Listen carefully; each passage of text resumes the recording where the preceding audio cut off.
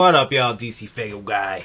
Straight Jacket has spoken, and it has me wondering, have we just taken our first step towards ICP ending the feud?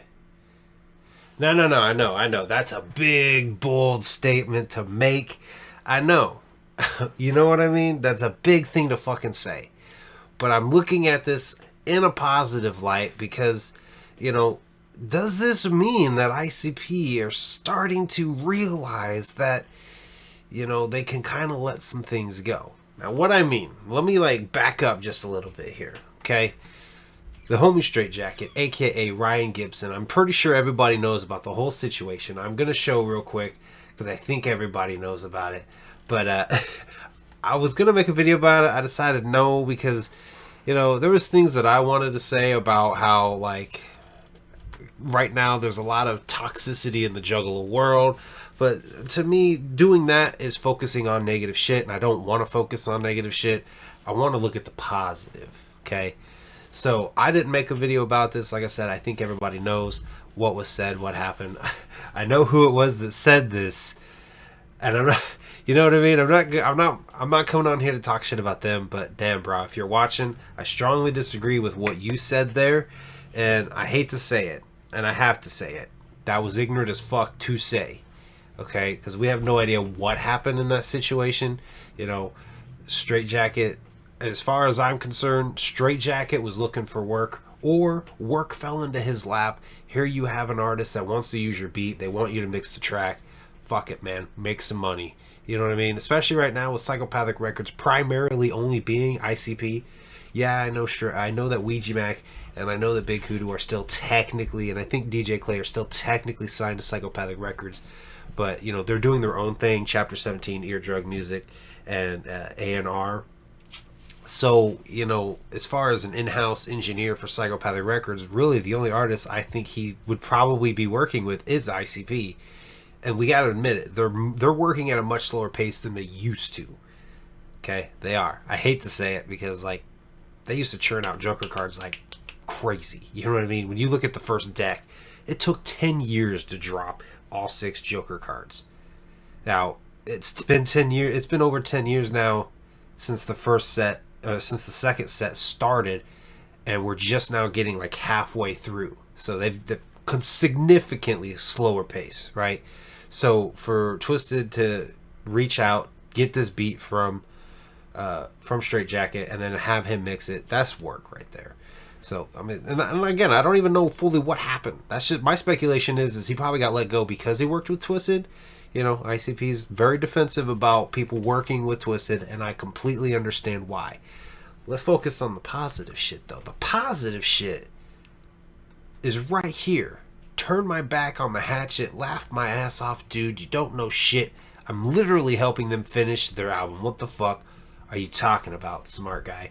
And I don't remember if it was in this comment section. There's a lot to go through, or if it was in this one here, because he made another post about encouraging people to just listen to the music for the music, and if you like an artist, listen to him. If you don't like an artist, don't listen to him. You know what I mean? Something that I've been trying to preach, but you know what I mean? Juggalos are going to do whatever the fuck Juggalos want to do. Not everybody can satellite the situation, see the bigger picture, and not focus on the negative shit. You know what I mean? So, a lot of artists, even ABK just released a track kind of doing that same thing, but at this point you can't really convince anybody to do something. They got to do it on their own. I feel like Juggalos will eventually get there. I mean, maybe. You know what I mean? Even if ICP squashes this beef with Twiztid and they're working and doing Dark Lotus together, there's still going to be Juggalos out there that are fuck them. You know what I mean? And depending on if that happened, depending on what, if Twiztid came out and admitted their faults and apologized for their wrongdoings, I would consider giving them another chance. But until then, even if ICP works with them, I'm still yo, you know what I mean? Because my reason for not liking them is different than other people's, big time.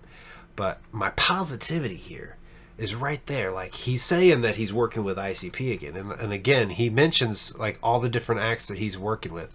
I feel like it was in this one. Was it in this one? I don't fucking know. But there's one of them in here where he was talking about how he's working with all these different underground artists, and ICP's being one of them. So my takeaway from this is, did ICP, were they actually able to kind of look at it like, hey, we understand, you had this beat, they wanted it, you know what I mean? Did they themselves satellite that situation and realize they were in the wrong, and then are continuing to work with Straight Jacket? And now, one thing I do want to say is, in that post that I showed, Straight Jack straight out admits he's working with M&E. Not working with them.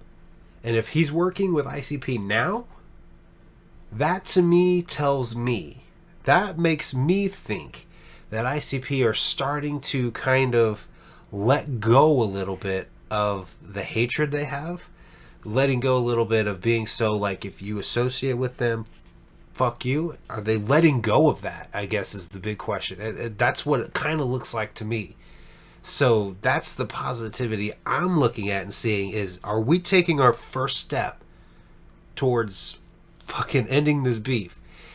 And let me make it clear, like, I'm not saying that they got to be friends, hang out together, tour together, do Dark Lotus again together, but I think if we can reach a place where at least M&E artists, if not Twiztid, at least artists like Blaze, ABK, wait, ABK is not even M&E. What the fuck am I talking about?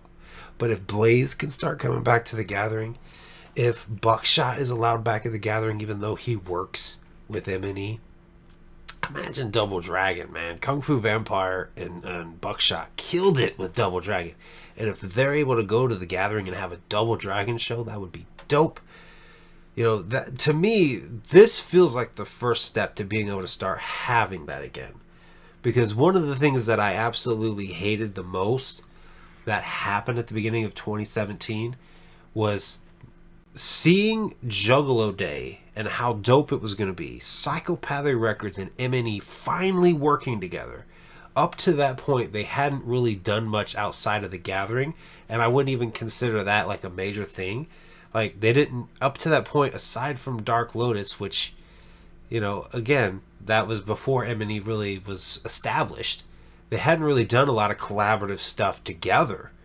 And then they had Juggalo Day, where on day one you had a sprinkle of Psychopathic and M&E artists, and then day two the same thing. It was like, yes, these guys are finally working together, and then it never happened.